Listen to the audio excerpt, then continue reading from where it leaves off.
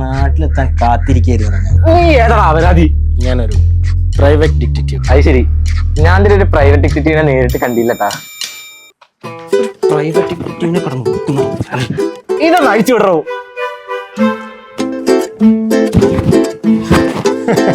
എടാ അന്തപ്പാ, നീയാ? വെറും അന്തപ്പനല്ല, ഡിറ്റക്റ്റീവ് അന്തപ്പൻ.